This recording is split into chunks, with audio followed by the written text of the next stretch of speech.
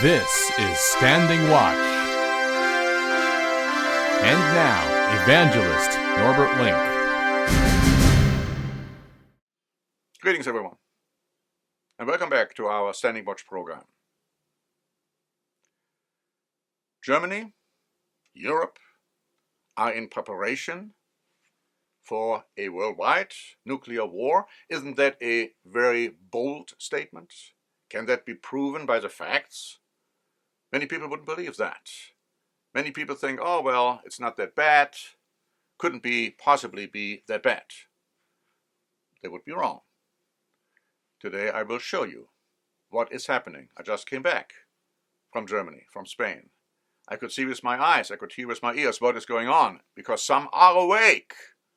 Not too many, but some are. And so let me start with the worldwide military spending, the idiotic worldwide military spending. And I want to ask you the question, why? Why is this happening? For what purpose? Deutsche Welle wrote on April 22. The global defense budget saw its largest yearly increase in 14 years in 2023. Countries across Europe spent another year fearing security threats from Russia. Poland increased its military spending, the most of all European countries, by 75%. 75% from 2022 to $31.6 billion in total. It's likely, the article goes on to say, military expenditures in 2024 will once again find an increase in spending. So they will even spend more money. For what? For the production of weapons. For what reason? Just for deterrence purposes? You're really that naive to believe that?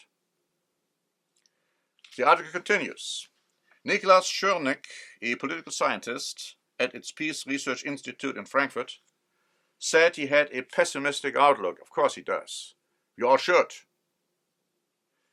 This current geopolitical situation is like a powder keg, he said. A powder keg, I like to add, which is ready to explode. We should watch Poland. Here's an article by Politico, dated April 22. Polish President Duda said Poland is ready to host nuclear weapons on its territory if NATO decides to reinforce its eastern flank. Why would they host nuclear weapons on its territory? Obviously for the purpose to ultimately use it. Use them. Not just having them there as decoration. Breitbart wrote on April 28. President Emmanuel Macron from France has opened a debate about creating a common European defense armed with nuclear weapons. This must include air or anti-missile defense, the firing of long-range weapons, nuclear weapons for those who have them or who have American nuclear weapons on their soil, which would include, by the way, Germany. He has also called for a debate about sending NATO troops into Ukraine. But not just NATO troops. Because The Sun wrote on May 2, Macron has declared he will send his country's brave troops to Ukraine if Putin breaks through the front line. If France was to send their troops into Ukraine's backyard, then it could cause major issues within NATO. Why is that the case? Because Article 5 in NATO's handbook states that all members are obliged to defend each other if there is an attack on one. And Russians are thought to be well aware that if they attack and kill French troops, then it could draw in UK, German, and even US troops into the battle. And even though the mass media may portray it differently, Macron has many supporters in other European countries, especially in governments. So he's not an isolated figure who's just coming up with some ideas. No, these ideas are very well considered by others as well. then there is the fear that Donald Trump will be re-elected as president. And so the Friday Times wrote on May 1, Germany has decided, notice very carefully what it says, they have decided to renew its army at this point and has increased its war budget. We all should know that, but we also should think about why they are doing it. One reason, of course, they want to be independent from the United States. But that's only one reason.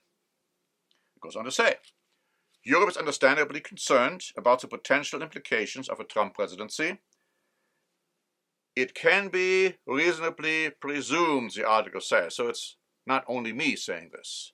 It can be reasonably presumed that preparations for war are underway. One can observe that intelligence and espionage activities have increased on all sides. It is to be expected that economic disputes will intensify.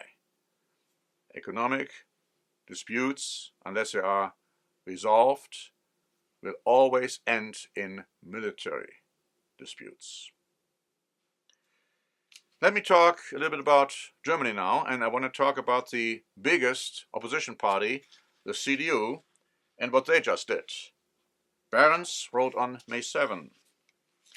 The German conservatives on Tuesday voted in favor of restoring compulsory military service as the country aims to revive its army in the wake of Russia's invasion of Ukraine.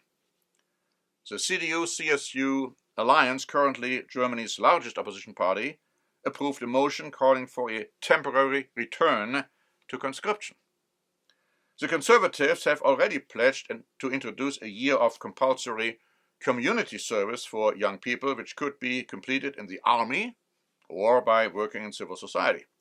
But it was argued that this would take too long to introduce and put forward a period of compulsory service for a limited number of people. Who are those limited numbers of people? Now, the idea is like all would have to come to the military to be evaluated, every single one.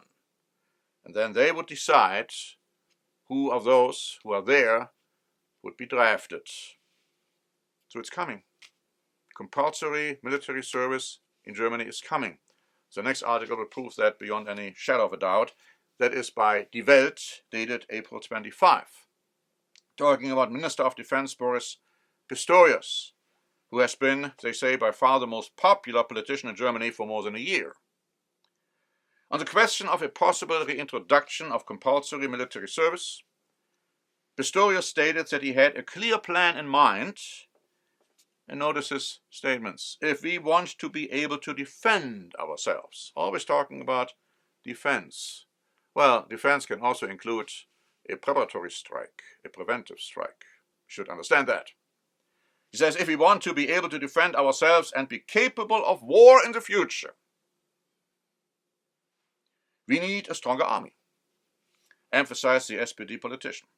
In addition to professional soldiers, conscripts are needed who are available as reserves. That's his point. This is essential for survival, he said.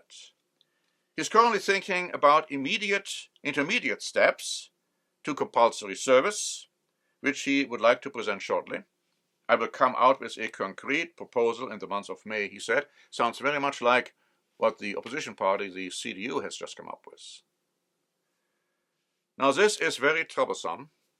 This is very much cause for concern. I recently gave a standing watch program on the fact that when Germany starts about compulsory service, when they talk about it, when they introduce it, and when they make it a law, it's dangerous, especially when it does come from Germany. Extremely, extremely dangerous, based on Germany's history. And so, to say it loud and clear, Germany and Europe are preparing for nuclear war. And you know what? The Bible tells you that this is exactly what's going to happen. The Bible tells you that Europe under German leadership will start a nuclear war against other nations. And then they will attack Far Eastern nations. and then nuclear war will break out there as well. But the Bible also tells you, when that happens, Germany will be utterly destroyed. And so we have prepared a booklet, a free booklet, The Rise and Fall of Germany and Europe.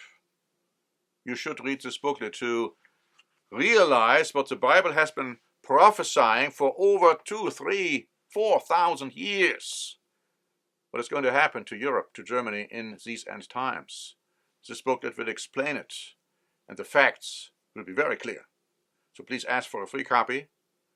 And until next time, this is Norbert Link for the Standing Watch program.